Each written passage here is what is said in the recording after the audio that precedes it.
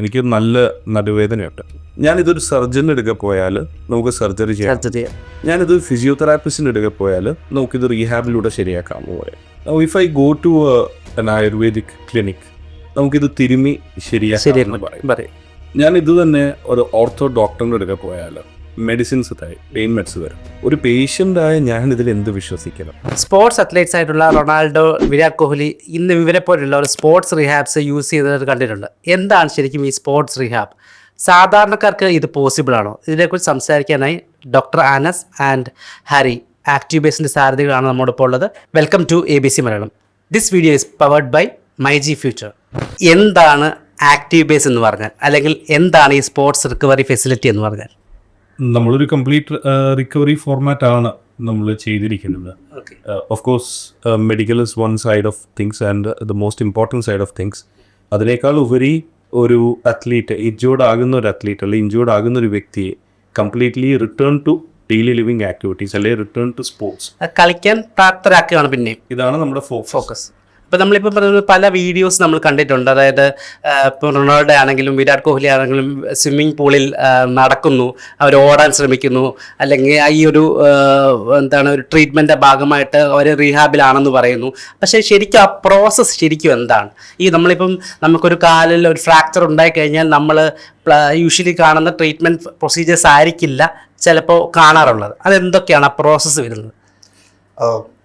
Treatment recovery എന്നുള്ളതിൽ കൂടുതലായിട്ടും അവർ return to normal ഇതിലേക്ക് പോകുന്നത്, ഐ മീൻ നോർമൽ സ്പോർട്സ് ആക്ടിവിറ്റീസിലേക്ക് പോകുന്നത്. ഇതിന് ഒരുപാട് പ്രോസസ്സുകളുണ്ട്. അവരുടെ കറണ്ട് കംപ്ലയിൻസുകൾ, ഇഷ്യൂസ് എന്തൊക്കെയാണെന്നോ ഫൈൻഡ് ഔട്ട് ചെയ്ത് അത് അവരുടെ ഒരു ഗോൾ എന്താണെന്നുള്ളത്, എനിക്ക് നെക്സ്റ്റ് വീക്ക് കളിക്കണം അല്ലെങ്കിൽ നെക്സ്റ്റ് മന്ത് കളിക്കണം, ഇതായിരിക്കും അവരുടെ ഗോൾ. ഇത് ബേസ് ചെയ്തിട്ടാണ് ഒരു കംപ്ലീറ്റ് റീഹാബാണ് അതിൽ ഉദ്ദേശിക്കുന്നത്. സോ അതിന് നമ്മൾ ഫെസിലിറ്റീസും അതുപോലെ വേണ്ടി വരും. സോ അങ്ങനെ ഉള്ളൊരു ചിലപ്പോൾ നമ്മൾ ഔട്ട്ഡോറിൽ വെച്ചിട്ട് റീഹാബ് ചെയ്യേണ്ടി വരും. The same time clinical, the same time fitness high performance ലാബിൽ വെച്ച് ചെയ്യേണ്ടി വരും. ഇങ്ങനെയൊക്കെ ചെയ്യേണ്ടി വരും. ഇങ്ങനെ ഇതൊരു കംപ്ലീറ്റ്, അതായത് ഒരുപാട് സെഷൻസ് കൂടി ചേർന്നിട്ടുള്ളൊരു പ്രോസസ്സ് തന്നെയാണ്. ഇപ്പം നമ്മളിപ്പോൾ പൊതുവെ നമ്മുടെ ഇപ്പോൾ സാധാരണ സ്പോർട്സ് അത്ലീറ്റ്സ് അല്ലാത്ത ഒരാൾ ഒരു ഫ്രാക്ചറോ എന്തെങ്കിലും വന്നു കഴിഞ്ഞാൽ അവർക്ക് ഇപ്പം പ്ലാസ്റ്റർ ഇട്ട് അല്ലെങ്കിൽ ഒരു കുറച്ച് നാളത്തെ ബെഡ് റെസ്റ്റ് എടുത്തതിന് ശേഷവും ചിലപ്പോൾ ചില ആൾക്കാർക്ക് നീര് വരാറുണ്ട്, സ്വെല്ലിങ് വരാറുണ്ട്. സാധാരണക്കാർക്ക് ഇത് പോസിബിൾ അല്ലേ? ഈ പറഞ്ഞൊരു ട്രീറ്റ്മെൻറ്റ് എടുത്തു കഴിഞ്ഞാൽ അവർക്കും നല്ലതല്ലേ? കാരണം അത്ലറ്റ്സിന് കിട്ടുന്ന ട്രീറ്റ്മെൻറ്റ് അത് കുറച്ചുകൂടെ എഫക്റ്റീവായിട്ട് കാണുന്നുണ്ട്. അപ്പോൾ അത് സാധാരണക്കാർക്ക് എടുക്കാൻ പറ്റില്ലേ? ഇറ്റ്സ് എ ഗുഡ് ക്വസ്റ്റ്യൻ ആയിരുന്നത്. ആക്ച്വലി ശരിക്കും ഇത് രണ്ടും ഒരേ ഫോമാറ്റ് തന്നെയാണ്. നമ്മുടെ സ്പോർട്സ് അത്ലറ്റ് ആണെങ്കിൽ നോൺ സ്പോർട്സ് അത്ലറ്റ് ആണെങ്കിൽ വാട്ട് ഈസ് ദെയർ ഗോൾ, അതാണ് ഫസ്റ്റ് ഇമ്പോർട്ടൻ്റ്. ഇപ്പം സാധാരണക്കാരന് എനിക്ക് ജോലിക്ക് പോകണം, എനിക്ക് വീട്ടിലെ കാര്യങ്ങൾ ചെയ്യണം, ജോലിക്ക് സ്റ്റെപ്പ് കയറിയിട്ടാണ് ജോലി പോകുന്ന ഓഫീസുകൾ. അപ്പം അതുപോലെ എനിക്ക് പെയിൻ ഇല്ലാതെയും എനിക്ക് ആക്റ്റീവായിട്ടും പോകാൻ പറ്റുക എന്നുള്ളത് സെയിം സാധനമാണ് നമ്മൾ സ്പോർട്സ് ആണെങ്കിലും. സ്പോർട്സ് ആൾ പറയുന്നത് എനിക്ക് സ്പോർട്സ് കളിക്കണം എന്നുള്ള. സോ റീഹാബ് രണ്ടും സെയിം ആണ്. സ്പോർട്സ് ആണ് കുറച്ചും ഹൈ ഇൻറ്റൻസിറ്റിയിലേക്ക് പോകും, കുറച്ചും റീഹാബിൻ്റെ സൈഡ്. ബട്ട് നമുക്ക് സാധാരണക്കാരിൽ അത്ര ഇൻറ്റൻസിറ്റി വേണ്ട. ബട്ട് സെയിം മെത്തേഡ്സ് സെയിം ആയിരിക്കും, ഓൾമോസ്റ്റ് സെയിം, 90% സെയിം ആയിരിക്കും റീഹാബ്. സോ അതുകൊണ്ട് തന്നെ അവർ വരുന്ന സ്പോർട്സ് അത്ലറ്റ്സ് വരുന്ന അതേ സ്പീഡിൽ തന്നെ നമുക്ക് നോർമൽ ആളുകളെയും റീഹാബിലിറ്റേറ്റ് ചെയ്യാൻ പറ്റും. ഓക്കെ. അപ്പം ഈ പറഞ്ഞ പോലെ ആക്റ്റീവ് ബേസിൽ സാധാരണക്കാരന് വന്ന് ഈ പറയുന്ന പോലെ ഞാൻ ചോദിച്ചത് പോലെ ട്രീറ്റ്മെൻറ്റ് എടുക്കാൻ പറ്റുമോ? പോസിബിൾ ആണോ അത്? തീർച്ചയായും. കാരണം ഇപ്പോൾ സ്പോർട്സിൽ കേന്ദ്രീകരിച്ച് ക്രിയേറ്റ് ചെയ്തിരിക്കുന്ന ഒരു ഫെസിലിറ്റിയാണ് active base. But at the same time നമ്മുടെ bread and butter 90% non athletic clients ആണ്. ഇപ്പോൾ back pain, knee ligament issues, ankle, shoulder cases, പിന്നെ സിമ്പിളായിട്ടുള്ള മസിൽ സ്റ്റിഫ്നെസ്, കുറച്ചുകൂടെ കോംപ്ലിക്കേറ്റഡ് ആയിട്ട് osteoarthritis, even postnatal, അതായത് പോസ്റ്റ് പ്രഗ്നൻസി കേസസ് വരെ നമ്മൾ ഹാൻഡിൽ ചെയ്യാറുണ്ട്. കേരള ബ്ലാസ്റ്റേഴ്സ് ഒഫീഷ്യൽ നമ്മൾ റിഹാബ് പാർട്ട്ണറാണ്. സെയിം ടൈം എല്ലാ ഇൻ്റർനാഷണൽ ക്ലബ്ബുകളുള്ള പോലെ, ഫുട്ബോൾ ക്ലബ്ബുകളുള്ള പോലെ തന്നെ അവർക്കൊരു മെഡിക്കൽ ഫെസിലിറ്റി ക്ലബ് നോൺ ക്ലബ്ബിൽ. അതേപോലെ തന്നെ ഇതിന് അതായത് ട്രീറ്റ്മെൻറ്റ് ചെയ്യുക എന്നുള്ളതിലുപരി അവരെ return to as soon as possible നമുക്ക് പെട്ടെന്ന് ടീമിലേക്ക് എത്തുക എന്നുള്ളത്. അപ്പം ടൂർണമെൻറ്റ് നടന്നുകൊണ്ടിരിക്കുമ്പോഴും ഇഞ്ചറി വരുന്നു, പെട്ടെന്ന് റീഹാബിലിറ്റേഷൻ തിരിച്ചു പോകുന്നു. ആ ഒരു കംപ്ലീറ്റ് റീഹാബിലിറ്റേഷന് വേണ്ടിയുള്ള എല്ലാ ഫെസിലിറ്റിയും നമ്മൾ ആക്ടിവേഴ്സിലുണ്ട്. So that's why Kerala Blasters with us. ഇപ്പം ഒന്നാലോചിച്ച് നോക്കുമ്പം മറ്റ് ഫെസിലിറ്റീസ് നമ്മൾ കമ്പയർ ചെയ്യുകയാണെന്ന് പറഞ്ഞാലും എന്തായിരിക്കും ആക്റ്റീവ് ബേസിൻ്റെ ഒരു USP, അല്ലെങ്കിൽ എന്തുകൊണ്ടാണ് ഈ ആക്റ്റീവ് ബേസ് മറ്റുള്ളവരിൽ നിന്ന് ഡിഫറെൻ്റ് ആകുന്നത്? ആദ്യത്തെ കാര്യം അതൊരു ഹോസ്പിറ്റൽ പോലെയല്ല കാണാൻ. നമ്മൾ ബിൽഡ് ചെയ്തിരിക്കുന്ന ഒരു സിസ്റ്റം, ഓരോ ഹോസ്പിറ്റലും ടർഫ് കണ്ടിട്ടില്ല. അതിൻ്റെ ഒരു സിസ്റ്റം കംപ്ലീറ്റ്ലി ഡിഫറെൻ്റ് ആണ്. അവിടെ ഒരു നമ്മൾ 8 ലെയർ ബേസിൽ സയൻറ്റിഫിക് ആയിട്ട് റീഹാബ് സ്യൂട്ടബിൾ ആയിട്ടുള്ള ഒരു സ്പോർട്സ് അറീന ടർഫാണ് നമ്മൾ ചെയ്തിരിക്കുന്നത്. Without concrete base, synthetic track ഉണ്ട്, ഒരു ഫുൾ ഫ്ലെഷ്ഡ് ജിം ഉണ്ട്, നമ്മുടെ ക്ലിനിക് ഫെസിലിറ്റിയും വളരെ അഡ്വാൻസ്ഡ് ആണ്, പൂളുണ്ട്, ഹൈഡ്രോതെറാപ്പി കസ്റ്റം ബിൽഡ് ചെയ്ത പൂളുണ്ട്, ഐസ് ബാത്ത്, സ്റ്റീം ബാത്ത്. അപ്പോൾ ഇതിൻ്റെ ഏറ്റവും വലിയ അഡ്വാൻറ്റേജ് ഇത് കാണുമ്പോൾ അല്ല ഇതിനകത്ത് വരുന്ന ഒരാൾക്ക് ഇതൊരു ഹോസ്പിറ്റലായിട്ട് തോന്നുകയില്ല എന്നുള്ളതാണ്. 4 ചുവരുകൾക്കുള്ളിലിരുന്ന് ഇങ്ങനെ കുറച്ച് മെഷീൻ ഉപയോഗിച്ച് ട്രീറ്റ്മെൻറ്റ് കിട്ടുന്നതും ആക്റ്റീവായിട്ട് ഈ ഫെസിലിറ്റീസിലൊക്കെ ഇറങ്ങി നിന്ന് കിട്ടുന്നതും തമ്മിലുള്ള ഡിഫറൻസ് ഭയങ്കര വലുതാണ്. ഇപ്പം നമ്മളിപ്പം ഒരു ഇങ്ങനത്തെ ട്രീറ്റ്മെൻറ്റ്സ്, അതായത് കാലിൽ ലിഗമെൻറ്റ് ഫ്രാക്ചറോ അല്ലെങ്കിൽ ഒരു കാലിൻ്റെ ഫ്രാക്ചറോ അല്ലെങ്കിൽ മസിൽ സ്റ്റിഫ്നെസ്സോ ഒക്കെ ആയിട്ട് വരുന്ന ആൾക്കാർക്ക് ഏറ്റവും കൂടുതൽ പേടിയുള്ളൊരു കാര്യം സർജറിയാണ്. അപ്പം ഈ ട്രീറ്റ്മെൻറ്റ് ഫെസിലിറ്റിക്കകത്ത് സർജറി ഉണ്ടോ അതോ ഫിസിയോതെറാപ്പി മാത്രമായിട്ടാണോ നമ്മൾ കൈകാര്യം ചെയ്യുന്നത്? ഈ ആക്റ്റീവ് ബേസിനകത്ത് നമ്മൾ കംപ്ലീറ്റ് റീഹാബിലിറ്റേഷൻ മാത്രം ടേക്ക് കെയർ ചെയ്യണം, സർജറിയുടെ പാർട്ടില്ല. ബട്ട് പോസ്റ്റ് സർജിക്കൽ റീഹാബിലിറ്റേഷൻ നമ്മൾ ചെയ്യാറില്ല. ഈവൻ നമുക്ക് വരുന്ന പേഷ്യൻസ് ഇനീഷ്യൽ ഇഞ്ചുറി ആയിട്ട് അക്യൂട്ടായിട്ട് വരുന്ന പേഷ്യൻസ് ഉണ്ട്, ആൻഡ് സർജറി കഴിഞ്ഞ് വരുന്ന പേഷ്യൻസും നമുക്ക്. അല്ല, അപ്പം ചിലർ പറയത്തില്ല ഈ ഒരു ട്രീറ്റ്മെൻറ്റ് ഇപ്പം ഈ ഒരു പ്രോബ്ലത്തിന് സർജറിയാണ് പറ്റുന്നതുണ്ട്. അങ്ങനെ വരുന്ന ഒരു കേസിൽ ആക്റ്റീവ് ബേസിൽ അത് സർജറി അല്ലാതൊരു ട്രീറ്റ്മെൻറ്റ് പ്രൊസീജിയർ ഉണ്ടോ എന്നാണ് ഡൗട്ട്. ഇല്ല, സർജറി ചെയ്യേണ്ട സിറ്റുവേഷനിൽ നമ്മൾ അഡ്വൈസ് ചെയ്യാറ് സർജറി ചെയ്തിട്ട് as soon as possible post surgical റീഹാബിലിറ്റേഷനിലേക്ക് നമ്മളടുത്ത് തിരിച്ചു വരിക എന്നുള്ള, എന്നിട്ട് ഒരു complete rehabilitation post surgical rehabilitation ചെയ്യുക എന്നുള്ളതാണ്. ഓക്കെ. അപ്പം ഒരു ചുരുങ്ങിയ കാലം കൊണ്ടാണ് ആക്റ്റീവ് ബേസ്, ശരിക്കും പറഞ്ഞാൽ ഒരു വർഷം കൊണ്ടാണ് ആക്റ്റീവ് ബേസ് ഇത്ര ലെവലിലേക്ക് എത്തിയത്. കേരള ബ്ലാസ്റ്റേഴ്സിൻ്റെ ഒക്കെ ഒരു ഒഫീഷ്യൽ റീഹാബ് പാർട്ണർ ആകുക എന്ന് പറയുന്നത് ചില്ലറ കാര്യമല്ല. അപ്പോൾ എന്താണ് ഈ ഒരു 1 ഇയർ കൊണ്ടുള്ള ഈ ഗ്രോത്തിന് പിന്നിലെ രഹസ്യം? ഒന്ന് നമ്മൾ സ്റ്റാർട്ട് ചെയ്യുന്ന സമയത്ത് വി ഡിഡ് നോട്ട് നോ എങ്ങനെ ഇത് കൊണ്ടുപോകണം. അതായത് ഒരു typical business side of things പറയാനോ, ഞങ്ങൾക്ക് ഡോക്ടർമാരെ കാണാം, ഞങ്ങൾക്ക് മറ്റ് ഫെസിലിറ്റീസ് ആയിട്ട് ചെയ്യാം. ഞങ്ങൾ ആദ്യം ഇൻഫോ പാർക്ക് ഫോക്കസ് ചെയ്തുകൊണ്ട് കുറച്ച് കമ്പനീസിൽ പെയിൻ ക്യാമ്പുകൾ തുടങ്ങുന്നത്. നമ്മൾ അവിടെ നിന്നാണ് ഇനീഷ്യൽ പേഷ്യൻസ് കയറി തുടങ്ങിയത്. ഓക്കെ. ഏറ്റവും വലിയ അഡ്വാൻറ്റേജ് ഉണ്ടായെന്ന് വെച്ചാൽ ഒരു പേഷ്യൻ്റ് ഇവിടെ നിന്ന് ഇറങ്ങുമ്പോൾ അവർ 2 പേഷ്യൻസിനെ ഇങ്ങോട്ട് റെഫർ ചെയ്യും. അത് തന്നെയാണ് ഞങ്ങളുടെ ഗ്രോത്ത് പബ്ലിസിറ്റി ഭയങ്കരമായിട്ട് കൂടി. അത് ആക്സിലറേറ്റഡ് ആയിട്ട് കൂടി. ഒരാളെ സംബന്ധിച്ചിടത്തോളം ഒരു അത്ലീറ്റിന് കിട്ടുന്ന ഫോർമാറ്റിലുള്ള ഒരു ട്രീറ്റ്മെൻറ്റ് കിട്ടുക, അതായത് ഇവർ ഫുൾ ഗ്ലാസ് വിൻഡോസ് ആണ്, പുറത്ത് ഗ്രൗണ്ടിൽ ആക്ടിവിറ്റീസ് കണ്ടുകൊണ്ടൊക്കെയാണ് ട്രീറ്റ് ചെയ്യുന്നത്. അപ്പോൾ ഇങ്ങനെയുള്ളൊരു എക്സ്പീരിയൻസ് കിട്ടുക. പിന്നെ നമ്മളൊരിക്കലും ഒരാളുടെ മൂവ്മെൻറ്റോ അല്ലെങ്കിൽ സ്ട്രെങ്തനിങ്ങോ ഇത് മാത്രം ഫോക്കസ് ചെയ്തുകൊണ്ടുള്ള ഒരു ഫിസിയോതെറാപ്പി ആക്ടിവിറ്റി അല്ല. ഡോക്ടർ കംപ്ലീറ്റ് റീഹാബ് എന്ന് പറയുമ്പോൾ ഒരു വ്യക്തിയുടെ എജിലിറ്റി, മൊബിലിറ്റി, സ്ട്രെങ്ത്ത്, റിഫ്ലെക്സസ്, ഇത്തരം കാര്യങ്ങളാണ് ഒരു വ്യക്തിക്ക് തിരിച്ചു കിട്ടുന്നത്. ബേസിക്കലി ഒരു ഇഞ്ചുറി കഴിഞ്ഞ ഒരാൾക്ക് അയാളുടെ യൂത്ത്ഫുൾനെസ് ആണ് തിരിച്ചു കിട്ടുന്നത്. അവിടെ നിന്ന് ഇനി ഒരു ആക്റ്റീവ് വർക്കൗട്ടിലേക്കോ നല്ലൊരു ലൈഫ് സ്റ്റൈൽ ചേഞ്ചിലേക്കോ ഒരു ഈസി ഫ്ലോയിലേക്ക് അയാൾക്ക് കയറാൻ സാധിക്കും. അപ്പോൾ എനിക്ക് തോന്നുന്നു ആ ഒരു എക്സ്പീരിയൻസ് ആയിരിക്കും. അതിൻ്റെ അത് വളരെ പെട്ടെന്ന് നടക്കുന്നത്. 4 മാസം 6 മാസം വേണ്ട റീഹാബ് ആക്ടിവിറ്റീസ് നമുക്ക് 1.5-2 മാസത്തിനുള്ളിൽ തീർക്കാൻ പറ്റുന്നതുകൊണ്ടായിരിക്കും നല്ല റെഫറൽസും വന്നു. റെഫറൽസ് ഭയങ്കരമായിട്ട് കൂടിയിട്ടുണ്ട്. ഇപ്പം നമ്മളിപ്പോൾ എന്ത് പരസ്യം ചെയ്തെന്ന് പറഞ്ഞാലും അതിൻ്റെ ട്രിപ്പിൾ അല്ലെങ്കിൽ ഇരട്ടിയുടെ മേളിലായിരിക്കും ഒരു മൗത്ത് പബ്ലിസിറ്റി കൊണ്ട് കിട്ടുന്ന ക്ലയൻസ് എന്ന് പറയുന്നത്. അല്ലെങ്കിൽ അവർ നിങ്ങളുടെ കസ്റ്റമേഴ്സ് അത്രയും വിശ്വസിച്ചുകൊണ്ടേ നമ്മൾ ഒരാൾക്ക് റെഫർ ചെയ്യത്തുള്ളൂ. അപ്പം ഇത് പറയുമ്പോൾ ഇന്ന ആൾ പറഞ്ഞിട്ടാണ് ഞാൻ വന്നത് എന്ന് പറയുമ്പോൾ അതൊരു നമുക്ക് ഇനിയും കുറച്ചുകൂടെ ഹാർഡ് വർക്ക് ചെയ്യണം, അല്ലെങ്കിൽ നമ്മളെ വിശ്വസിക്കുന്ന ഒരു കൂട്ടം ആൾക്കാരുണ്ട് എന്ന് പറയുമ്പോൾ എന്താണ് feel? That is really good. കാരണം ഡോക്ടർ അനസിൻ്റെ ആണ് ആക്റ്റീവ് ബേസ് എന്ന് പറഞ്ഞ വിഷൻ. ഞാനതിൽ കൂടിയ ഒരാളാണ്. ഓക്കെ. അപ്പോൾ ഡോക്ടർ അനസിൻ്റെ വിഷനിൽ ഒന്ന് ഞങ്ങൾ തമ്മിൽ പേഴ്സണലി അടുത്ത സുഹൃത്തുക്കളാണ്. ഈ വിഷനിൽ കൂടെ ചേർന്നിട്ട് now I have to perform in business. I have to grow this business. ഈ റിസൾട്ട് കണ്ടാലാണ് നമുക്ക് കോൺഫിഡൻസ് വരിക. ഇതൊരു ക്ലയൻറ്റ് വന്നിട്ട് എനിക്ക് നല്ല ട്രീറ്റ്മെൻറ്റ് കിട്ടി, താങ്ക് യു, ഇത് ഫേസ് ആയി നിൽക്കുന്നത് എൻ്റെ അടുക്ക് വന്നിട്ടാണ് പറയുന്നത്. അവിടെയാണ് നമുക്ക് ഈ കോൺഫിഡൻസ് കയറുക. പിന്നെ നമുക്ക് there is no stopping us. നമുക്കത് പുഷ് ചെയ്യാം, നമുക്ക് എവിടെ വേണമെങ്കിലും ധൈര്യമായിട്ട് പോയി പ്രസൻറ്റ് ചെയ്യാം. That is a different feel. ഇപ്പം നമ്മളിപ്പോൾ ഒരു ബിസിനസ് ഐഡിയ നമ്മൾ ലോഞ്ച് ചെയ്യുന്നു. ആ ലോഞ്ച് ചെയ്ത് പ്രത്യേകിച്ച് കേരളത്തിലാണെങ്കിൽ അതിൻ്റെ ഡ്യൂപ്ലിക്കേറ്റ്സ് അല്ലെങ്കിൽ അതിൻ്റെ കോപ്പി പേസ്റ്റ് ആയിട്ട് കുറേ കാര്യങ്ങൾ പിന്നെയും വരും. കുറേ കമ്പനീസ് കൂണ് പോലെ മുളച്ച് വരും. അപ്പം ഈ ഒരു ഫീൽഡിലുള്ള ഒരു കോമ്പറ്റീഷനെ എങ്ങനെയാണ് നോക്കി കാണുന്നത്? കോമ്പറ്റീഷൻ എന്നുള്ളൊരു കോൺസെപ്റ്റിൽ ഞാനൊരു പരിധി കൂടുതൽ വിശ്വസിക്കുന്നില്ല. ബിക്കോസ് ബിസിനസ്സിൽ വളരണമെങ്കിൽ കൊളാബറേഷനാണ് ഏറ്റവും ഇമ്പോർട്ടൻ്റ് ആയിട്ടുള്ള കാര്യം. അപ്പോൾ ഞങ്ങളുടെ ഒരു ഫെസിലിറ്റിയുടെ ഒരു ലുക്ക് ആൻഡ് ഫീല്, അതായത് ഇവിടെ ജിമ്മുണ്ട്, ഗ്രൗണ്ടുണ്ട്, ഒരു ഫിസിയോ ക്ലിനിക്കുണ്ട്, ഇതേ ഫോർമാറ്റ്സിൽ വേറെ ഒരുപാട് സൗകര്യങ്ങൾ വരാം. പക്ഷെ ഇതെല്ലാം ആക്സസറീസാണ്. ഇതെല്ലാം ആക്സസറീസ് മാത്രമാണ്.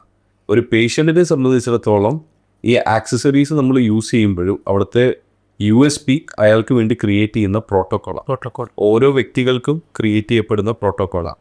ഓരോ വ്യക്തിയുടെ പ്രോട്ടോക്കോൾ അല്ല. അതായത് ഇവിടെ റൈറ്റ് വിങ് കളിക്കുന്ന ഒരു ഫുട്ബോൾ പ്ലെയറുടെ പ്രോട്ടോക്കോൾ അല്ല ലെഫ്റ്റ് വിങ്ങിൽ സെയിം ഇഞ്ചുറിക്ക് നമ്മൾ കൊടുക്കുക. ഒരു സോഫ്റ്റ്വെയർ എഞ്ചിനീയറുടെ പ്രോട്ടോക്കോൾ അല്ല ഒരു ചാർട്ടേഡ് അക്കൗണ്ടൻറ്റിന് കൊടുക്കുക. എല്ലാവരുടെയും ഡെയിലി ലിവിങ് ആക്ടിവിറ്റീസ് ഇതെല്ലാം അനുസരിച്ച് മാറും. Think there are different assessment procedures. Doctor അത് ഡീറ്റെയിൽ ആയിട്ട് പറയാം. മനസ്സിലായി. അപ്പോൾ ഈ പറഞ്ഞ പോലെ ഈ പ്രൊസീജിയേഴ്സ് ഒന്ന് വ്യക്തമാക്കാൻ പറ്റുമോ? പേഷ്യൻ്റ് റിസീവ് ചെയ്ത് കഴിഞ്ഞു ക്ലിനിക്കൽ അസസ്മെൻറ്റ് ഓക്കെ, നോർമലി ഉണ്ടാവുന്ന പോലെ ക്ലിനിക്കൽ സൈഡ് അസസ്മെൻറ്റ് ചെയ്യും. ദെൻ ഫങ്ഷണൽ അസസ്മെൻറ്റ് നമുക്കുണ്ട്. സോ മോസ്റ്റ്ലി ഒരുവിധം എല്ലാ പേഷ്യൻസും നമ്മൾ ഫങ്ഷണൽ അസസ്മെൻറ്റ് ചെയ്യും. ഇത് സ്പോർട്സ് സ്പെസിഫിക് ആണെന്നുണ്ടെങ്കിൽ sports specific functional movement screening ഉണ്ട്, ഇതും ചെയ്യും. സോ ഇങ്ങനെ ഇത് ചെയ്ത് കിട്ടുന്ന റിസൾട്ട് വെച്ചിട്ടാണ് നമ്മൾ പ്രോട്ടോകോൾ ക്രിയേറ്റ് ചെയ്യുക. ഒരു എക്സാമ്പിൾ പറഞ്ഞാൽ ഇപ്പോൾ ഒരു ACL ഇഞ്ചുറിയുള്ള പേഷ്യൻറ്റ്, നമുക്ക് ഒരുപാട് പേഷ്യൻസ് ഉണ്ട്. ഈ 10 പേഷ്യൻസിന് ട്രീറ്റ്മെൻറ്റ് പ്രോട്ടോകോൾ ഡിഫറെൻറ്റാണ്. സോ ആ പേഷ്യൻസുകൾ തമ്മിൽ സംസാരിക്കുമ്പോൾ തന്നെ കൺഫ്യൂസ്ഡ് ആവും. ഇയാൾക്കും ACL ആണോ, എനിക്കും ACL, പക്ഷേ എൻ്റെ ഇന്ന് ഇതാണല്ലോ ചെയ്തത്, ഇന്നെങ്കിലും അങ്ങനെ ടോട്ടലി കൺഫ്യൂസ്ഡാണ്. But the result is different. അപ്പോൾ പ്രോട്ടോകോൾസ് ഓൾവേസ് ഡിഫറെൻ്റ് ആയിരിക്കും, ഇൻഡിവിജ്വൽ ടു ഇൻഡിവിജ്വൽ കസ്റ്റമൈസ്ഡ് ആയിരിക്കും. സോ അതുതന്നെയാണ് നമ്മുടെ പ്രധാന ഒരു എന്താ പറയുക ആ ഒരു USP എന്ന് പറയുന്നത്. ഇപ്പം നമ്മൾ ശ്രദ്ധിച്ചു കഴിഞ്ഞാൽ കേരളത്തിൽ പല ആയുർവേദിക് സെൻറ്റേഴ്സും ഉണ്ട്. അവരെ ഈ പറഞ്ഞ പോലെ കാലിന് നടക്കാൻ പറ്റാത്ത ആൾക്കാർ, അല്ലെങ്കിൽ കൈ നമുക്ക് എന്തോ ഒരു ഇഞ്ചുറി കാരണം കൈ പൊക്കാൻ അവരിതുപോലെ കുറേ ട്രീറ്റ്മെൻറ്റ്സ് എടുക്കാറുണ്ട്. അങ്ങനത്തെ ട്രീറ്റ്മെൻറ്റ്സ് ഈ പറഞ്ഞ അങ്ങനത്തെ കേസസ് ആക്റ്റീവ് ബേസ്ഡ് എടുക്കാൻ പറ്റുമോ? അത് പോസിബിലിറ്റീസ് ഉണ്ടോ? അതോ നമുക്ക് ഒരുപാട് അങ്ങനത്തെ കേസസ് വരാറുണ്ട്. നമ്മൾ completely orthopaedic and sports rehabilitation, ortho related ആയിട്ടുള്ള കേസുകളൊക്കെ നമ്മൾ എടുക്കാറുണ്ട്. എല്ലാം എടുക്കാം, റീഹാബിലിറ്റേഷൻ ബേസ്ഡ് ആയിട്ടുള്ള കേസുകൾ. അതായത് യൂഷ്വലി ആൾക്കാർക്കുള്ള ഡൗട്ട് വരുന്ന ഈ റീഹാബ് എന്ന് പറയുമ്പോൾ സ്പോർട്സ് റീഹാബാണ് എല്ലാവർക്കും കണക്ട് ആകുന്നത്. അപ്പം ശരിക്കും പറഞ്ഞാൽ ഓർത്തോ സംബന്ധിച്ചിട്ടുള്ള എന്ത് സംഭവങ്ങൾക്കും ഓട്ടോ ആക്റ്റീവേഴ്സിനെ നമുക്ക് സമീപിക്കാൻ പറ്റുന്നതാണ്. ഇപ്പം ortho rehabilitation and sports injury rehabilitation, ഇത് രണ്ടും റീഹാബിലിറ്റേഷൻ തന്നെ കംപ്ലീറ്റ് ആയിട്ട് ആൾ റിട്ടേൺ ടു നോർമലിലേക്ക് കൊണ്ടുപോകാന്നാണ് ചുരുക്കി മനസ്സിലായി. അത് ഓർത്തോ ആണെങ്കിലും സ്പോർട്സ് ആണെങ്കിലും രണ്ടും ഓക്കെയാണ്. ഇപ്പം നമ്മൾ പറഞ്ഞല്ലോ, ഇപ്പം ഇത്രയും സ്പോർട്സ് അത്ലീറ്റ്സ് അല്ലെങ്കിൽ നോൺ അത്ലീറ്റ്സ് ആയിട്ടുള്ളവരും ആക്റ്റീവേഴ്സിൽ വരാറുണ്ട്. ഇപ്പോൾ ഈ പറയുന്ന ടെസ്റ്റിമോണിയൽസ് ഭയങ്കര ഒന്നെങ്കിൽ ഹൈ തരുന്നതോ അല്ലെങ്കിൽ ഈ പറയുന്ന പോലെ നമുക്ക് പുഷ് ചെയ്യുന്നതായിട്ടുള്ളൊരു ഒരു കാര്യമായിരിക്കും. അപ്പം ഈ പറയുന്ന ഒരു ഓർമ്മയിൽ നിൽക്കുന്ന ഒരു സ്റ്റോറി പറയാനാണെങ്കിൽ ആരുടെ ആയിരിക്കും പറയാ? ഒരുപാട് പേഷ്യൻസിൻ്റെ അതിൽ എനിക്ക് ഭയങ്കര ടച്ചിങ് ആയിട്ടുള്ള സ്റ്റോറി ഉണ്ടായിരുന്നു. ഒരു മെഡിക്കൽ ക്യാമ്പിൽ, നമ്മൾ ഇതേപോലെ ഒരു മെഡിക്കൽ ക്യാമ്പിൽ ഞാൻ ഒരു മോർ ദാൻ 50 പീപ്പിൾസ് ഉണ്ട്. അതിൽ വൺ ലേഡി ആയിരുന്നു. ആള് post natal, after delivery okay, ആൾക്ക് നല്ല ബാക്ക് പെയിൻസ് കാര്യങ്ങളുണ്ടായിരുന്നു. ഈവൻ ആളും കുറച്ച് ഹെവിയാണ്. സോ ആൾക്ക് തിരിച്ച് ജോലിയിലേക്ക് പോകാൻ പറ്റുന്നില്ല. ഡെലിവറി കഴിഞ്ഞ് കൊച്ചിനെ എടുക്കാനും പറ്റുന്നില്ല, ബാക്ക് പെയിനും ഉണ്ട്. So she was struggling last 3 months. അങ്ങനെയായിരുന്നു എൻ്റെ അടുത്ത് വന്നത്. പക്ഷേ ലിറ്ററലി ആൾ കരഞ്ഞിട്ട് കൊണ്ടാണ് എൻ്റെ അടുത്ത് ഹിസ്റ്ററീസൊക്കെ പറഞ്ഞത്. സോ എന്നിട്ട് നമ്മൾ ശരിക്കും ആക്ടിവേഴ്സിലേക്ക് ഇൻവൈറ്റ് ചെയ്യുക ചെയ്തത്. So we had I think 60 sessions. I think almost 2 months she is with us. Complete rehab ചെയ്തു. ആൻഡ് ഡിസ്ചാർജ് ചെയ്യുന്ന സമയത്ത് ആൾ ജിമ്മിൽ ഹെവി ലിഫ്റ്റിംഗ് ചെയ്യുന്നുണ്ടായിരുന്നു. And she very happy. Last discharge തിരിച്ചു പോയിട്ട് റിവ്യൂലേക്ക് വന്നപ്പോൾ കൊച്ചിനെ എടുത്തിട്ടാവുന്നുണ്ടായിരുന്നു. ഓ അതൊരു ഭീകര ഭയങ്കര ഇമോഷണൽ ഇൻസ്പയറിംഗ് ആയിട്ടുള്ളൊരു. അത് മാത്രമല്ല ആള് കുറച്ചും കൂടി ഫാമിലി ആയിട്ടും ഇത് വന്നപ്പം ഭയങ്കര സ്ട്രഗിൾഡായി. ആ സമയത്ത് കുറച്ച് സ്ട്രെസ് കൂടി. കാരണം ആളുടെ വർക്കും കൂടി ഹസ്ബൻഡ് ചെയ്യുന്ന സിറ്റുവേഷൻസ് ഇങ്ങനെയൊക്കെ ആയിരുന്നു സിറ്റുവേഷൻ. വണ്ടർഫുൾ ആയിരുന്നു. ഇപ്പം നമ്മളിപ്പോൾ പറയുമ്പോഴും ഈ പെയിനാണ് എല്ലാവർക്കും ഉള്ള വിഷയം. നമുക്ക് ഈ കാലിന് വേദന അല്ലെങ്കിൽ കൈക്ക് പെയിൻ നമുക്ക് ഒട്ടും സഹിക്കാൻ പറ്റില്ല. ഈ പെയിനെ ശരിക്കും നിങ്ങൾ എങ്ങനെ അപ്രോച്ച് ചെയ്ത്? ഡിഫറെൻറ്റ് മെത്തേഡ്സ് ഉണ്ട്. നമുക്ക് ചില ആളുകൾക്ക് ആക്ടിവിറ്റി ചെയ്യുമ്പോൾ പെയിൻ ഉണ്ടാവാറുണ്ട്, ചില ആളുകൾക്ക് കണ്ടിന്യൂസ് പെയിൻ ഉണ്ടാവും. സോ ഇവിടെ നമ്മൾ പെയിൻ മാനേജ്മെന്റ് സിസ്റ്റംസ് നമുക്കുണ്ട്. അതിൽ നമുക്ക് അതിന് എക്യുപ്മെന്റ്സ് ഉണ്ട്. And same time exercise good remedy for the pain. പല ആളുകളും ചെയ്യാറില്ല. ചിലർ പറയുന്നത് പണ്ട് പോലെ കേട്ടൊരു ശീലം ഉണ്ടല്ലോ, വയ്യെങ്കിൽ കിടക്ക റെസ്റ്റ് എടുക്കുക എന്നൊരു സാധനമാണല്ലോ. പക്ഷെ അവിടെ ഒരു പോയിന്റ് കൂടി വാട്ട് എക്സസൈസ് എന്നുള്ളത് സാധനം. അപ്പോൾ എക്സസൈസ് ആണ് ഗുഡ് റെമഡിയാണ് പെയിനുള്ളത്. അപ്പം നമ്മളത് ഭയങ്കരമായിട്ട് ചെയ്യുന്ന ഒരു ആക്ടിവിറ്റീസ് അതിൽ ഭയങ്കരമായിട്ട് വിശ്വസിക്കുന്നുണ്ട്. We have a result. നമുക്ക് ബാക്ക് പെയിനിൽ more than 90% of back pain നമ്മൾ എക്സസൈസ് ത്രൂ ആണ് ട്രീറ്റ് ചെയ്യുന്നത്. ഇപ്പം നമ്മൾ ഏതൊരു ബിസിനസ് മോഡ്യൂൾ എടുത്താലും സ്ട്രഗിൾ ഇല്ലാതെ സ്ട്രെയിറ്റ് ഒരു ടോപ്പിലേക്ക് എത്താൻ പറ്റില്ല.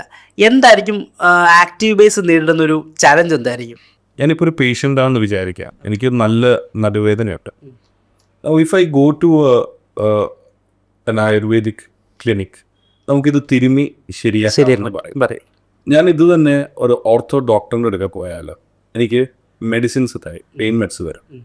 ഞാനിതൊരു സർജൻ്റെ അടുക്ക പോയാൽ നമുക്ക് സർജറി ചെയ്യാം. ഞാനിത് ഫിസിയോതെറാപ്പിസ്റ്റിൻ്റെ അടുക്ക പോയാൽ നമുക്കിത് റീഹാബിലൂടെ ശരിയാക്കാമെന്ന് പറയാം. ഒരു പേഷ്യൻ്റായ ഞാൻ ഇതിൽ എന്ത് വിശ്വസിക്കണം, അല്ലെങ്കിൽ ഇതിലെന്താണ് എനിക്കുള്ള solution? And there are lot of other forces also at play here. കാരണം ഇതിലൊക്കെ ഒരു ബിസിനസ് സൈഡ് ഓഫ് തിങ്സും ഉണ്ട്. ഇതിലൊക്കെ there are professional knowledges and professional Egoss also at play. എനിക്ക് തോന്നുന്നു ഞങ്ങൾ കോൺഷ്യസ്ലി തുടക്കം തൊട്ട് ചെയ്തിട്ടുള്ള ഒരു കാര്യമാണ്. എസ്പെഷ്യലി ഡോക്ടറിന് വളരെ നിർബന്ധമുള്ളൊരു കാര്യമാണ് ഇവിടെ വരുന്ന ഒരാൾക്ക് ആക്യുറേറ്റ് ഇൻഫർമേഷൻ കൊടുക്കുക. എന്താണ് കറക്റ്റ് കാര്യം അവർക്ക് പറഞ്ഞു കൊടുക്കുക. If this can be treated by us, ഞങ്ങളിത് ട്രീറ്റ് ചെയ്യും. ഞങ്ങൾക്ക് 1% സാധ്യതയുണ്ടെങ്കിൽ ഞങ്ങൾ അവരെ 100% എത്തിക്കും. ഇത് നിർബന്ധമായിട്ടും സർജൻ റെഫർ ചെയ്യേണ്ട കേസാണ്. അല്ലെങ്കിൽ ഞങ്ങൾക്ക് ഡയഗ്നോസ് ചെയ്യാൻ സാധിക്കുന്നില്ല, അല്ലെങ്കിൽ ഞങ്ങൾക്ക് കാണുമ്പോൾ തോന്നുവാണ് സർജറി വേണം. ഞങ്ങൾ ഒരിക്കലും ബിസിനസ് ഫോർമാറ്റിന് വേണ്ടിയിട്ട് ഇവരെ എടുക്കില്ല. ഞങ്ങൾക്ക് ട്രസ്റ്റഡ് ആയിട്ടുള്ള കുറച്ച് ക്വാളിറ്റി സർജൻസ് ഉണ്ട്, ഞങ്ങൾ അവരുടെ അടുത്തോട്ട് റെഫർ ചെയ്യുള്ളൂ. ചില കേസസിൽ ഞങ്ങൾ ഇതൊന്നും ചെയ്തില്ല, ഞങ്ങൾ ഫിറ്റ്നസ് പ്രോട്ടോകോളിലേക്ക് ഞങ്ങൾ ഷിഫ്റ്റ് ചെയ്തത്. ഒരു ട്രീറ്റ്മെൻറ്റ് അവർക്ക് ആവശ്യമില്ല, അങ്ങനെ ഷിഫ്റ്റ് ചെയ്തിട്ടുണ്ട്. ഞങ്ങൾക്ക് കൊടുക്കാവുന്ന ഏറ്റവും വലിയൊരു കാര്യം അതാണ്, റൈറ്റ് ഡയഗ്നോസിസ് അല്ലെ റൈറ്റ് ഗൈഡൻസ് നമുക്ക് കൊടുക്കാൻ സാധിക്കും. അപ്പോൾ അതാണ് ഞങ്ങൾ ഈ ചാലഞ്ചിനെ ഓവർകം ചെയ്ത് പ്രോബബ്ലി അതായിരിക്കും ഞങ്ങൾക്ക് ട്രസ്റ്റും റെഫറൻസും കൂടാനുള്ള കാരണം. ഇപ്പം നമ്മളിപ്പം പറയുമ്പോൾ ആക്റ്റീവ് ബേസ് ഒരു സ്പോർട്സ് റിക്കവറി റീഹാബ് സെഷൻ ആണെന്ന് പറയുമ്പോഴും രണ്ടുപേരും സ്പോർട്സ് ഒരു ഫ്രീക്ക് ആണോ? അതെ, അതില് ആ ഒരു കാര്യത്തിൽ ഞങ്ങൾക്ക് വേറെയും ചില നിർബന്ധങ്ങളുണ്ട്.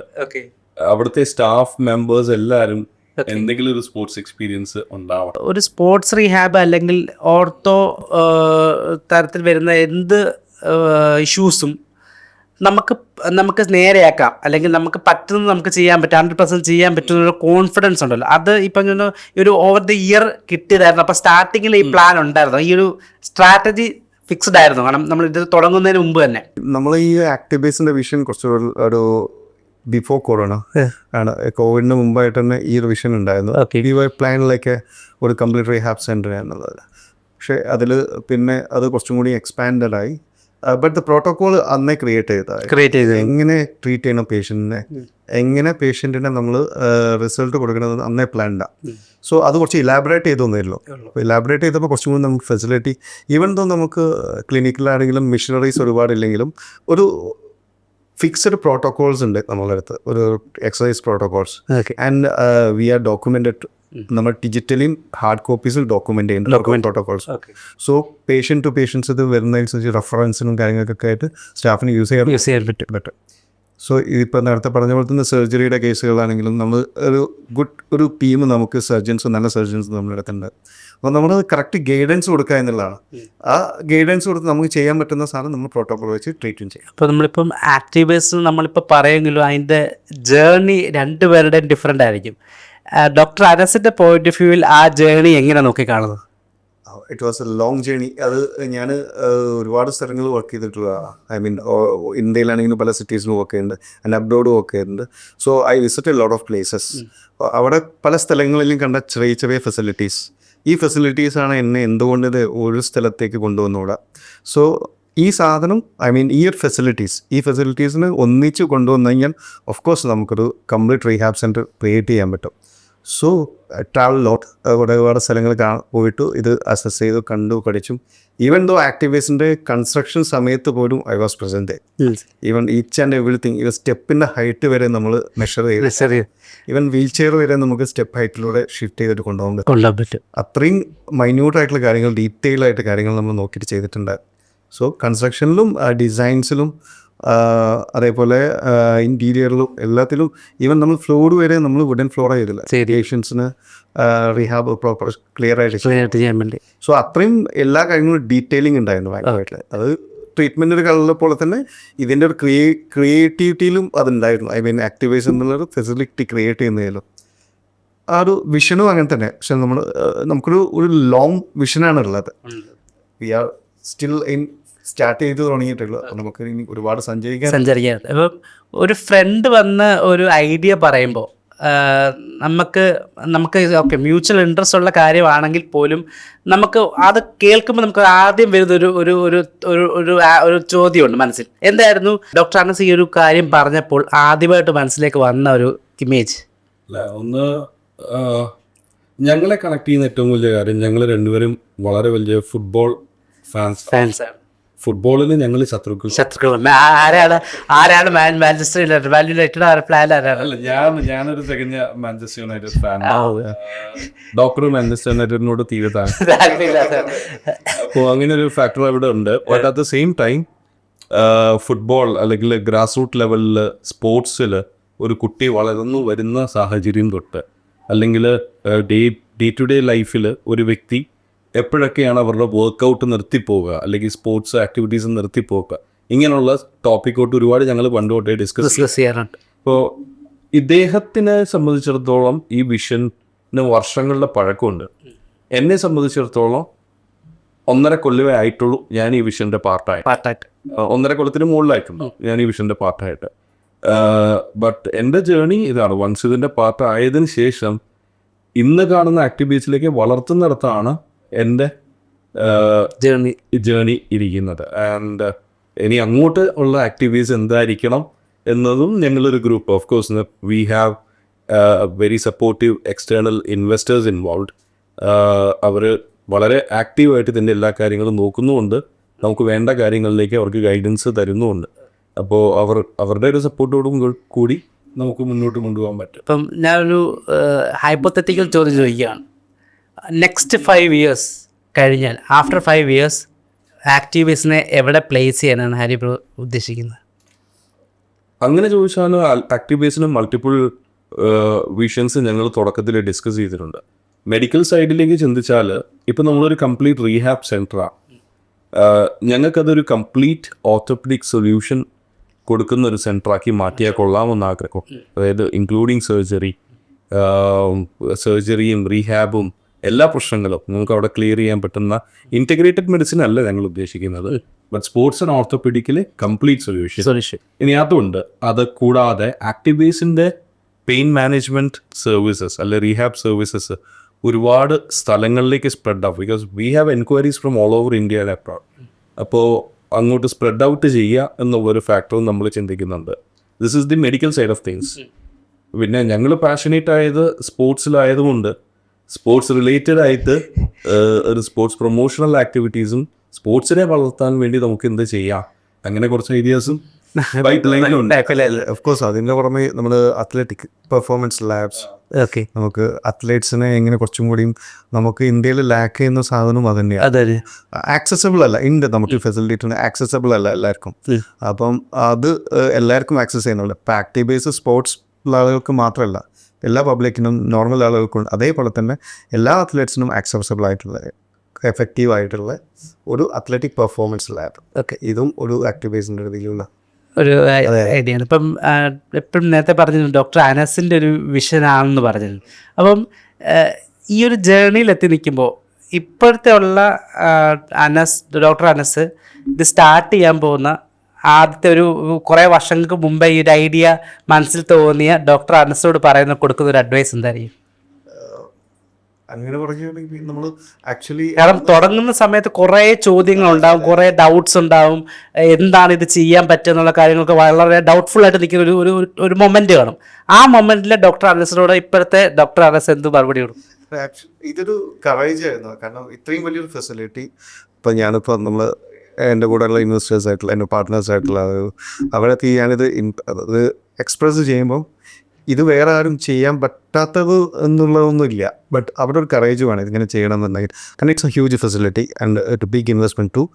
സോ അപ്പം നമുക്കതിൽ നിന്ന് കിട്ടുന്നൊരു പാർട്ട്നേഴ്സ് ചോദിക്കൽ ഓഫ് കോഴ്സ് അതായിരിക്കും. ഐ മീൻ സപ്പോർട്ടേഴ്സും അതന്നെ നമ്മൾ ഫിനാൻഷ്യൽ ബെനിഫിറ്റ് അതിൻ്റെ സൈഡിൽ ആൻഡ് ദ സർവീസ് ഇതൊരു ഡിഫറെൻറ്റ് ഏരിയാസിലുള്ള റീഹാബ് ആയതുകൊണ്ട് ഇതെല്ലാം ഇൻ്റഗ്രേറ്റ് ചെയ്യാൻ പറ്റണം. സോ പേഷ്യൻസിന് ഇത് എങ്ങനെ ഇൻ്റഗ്രേറ്റ് ചെയ്ത് സിസ്റ്റം ക്രിയേറ്റ് ചെയ്യാൻ പറ്റുന്നുണ്ട് സാർ.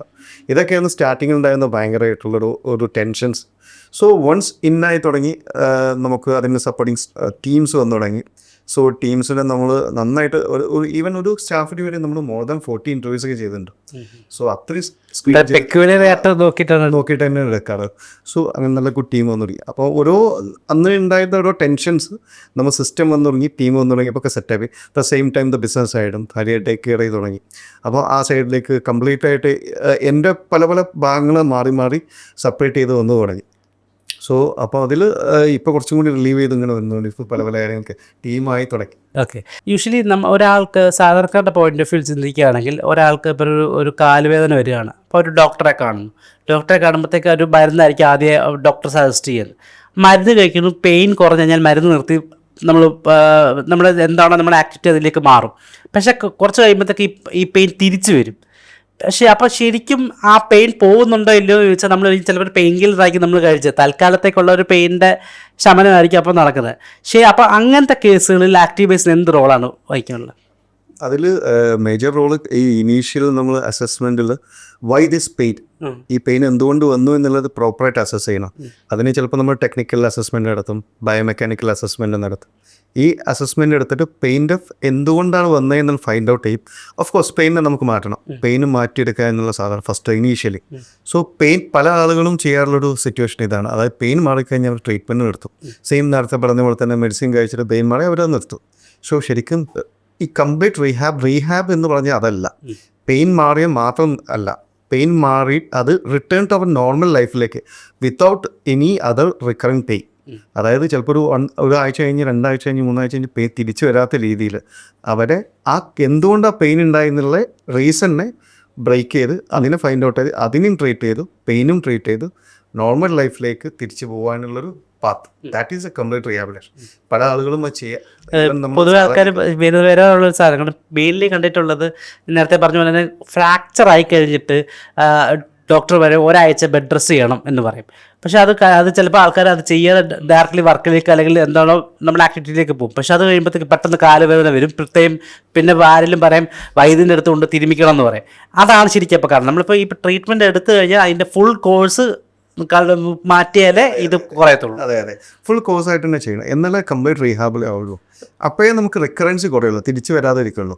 അത് കംപ്ലീറ്റ് റീഹാബ് ചെയ്യുക, ഫോളോ അപ്പ് ചെയ്യുക. ഓക്കെ, അത് കറക്റ്റ് ഗൈഡൻസ് കൊടുക്കുന്നുണ്ടാവും. ആ കറക്റ്റ് ഫോളോ അപ്പും കാര്യങ്ങളും ചെയ്ത് കഴിഞ്ഞാൽ ടു നോട്ട് കം ബാക്ക്. നമ്മളിപ്പം സ്പോർട്സ് റീഹാബ് എന്നൊക്കെ പറയുമ്പോൾ നമ്മൾ വിചാരിച്ചുകൊണ്ടിരുന്നത് അത് ഇൻ്റർനാഷണൽ അല്ലെങ്കിൽ ഇന്ത്യയിലെ വേറെ വലിയ സ്റ്റേറ്റുകളിൽ മാത്രമേ നടക്കത്തുള്ളൂ എന്ന് വിചാരിച്ചുകൊണ്ടിരുന്ന സ്ഥലത്ത് നിന്നും കേരളത്തിൽ നിന്നൊരു ബ്രാൻഡ് ഇത്ര സക്സസ്ഫുള്ളി റൺ ചെയ്ത് കാണുമ്പോൾ ഭയങ്കര സന്തോഷമുണ്ട്. അപ്പം ഈ പറഞ്ഞ പോലെ എന്താണൊരു സ്പോർട്സ് റീഹാബ് അല്ലെങ്കിൽ ഒരു സ്പോർട്സ് റീഹാബ് സാധാരണ ആൾക്കാർക്ക് ഉപയോഗിക്കാൻ പറ്റുമോ ഇല്ലയോ എന്നൊരു ഡൗട്ട് എനിക്കും ഉണ്ടായിരുന്നു. അപ്പം ഈ വീഡിയോ ഒരു ബെസ്റ്റ് ഇൻഫോർമേറ്റീവ് വീഡിയോ മാറട്ടെ എന്നാണ് ഞാൻ ആഗ്രഹിക്കുന്നത്. Thanks a lot for coming to ABC Malayalam. This video is powered by MyG Future.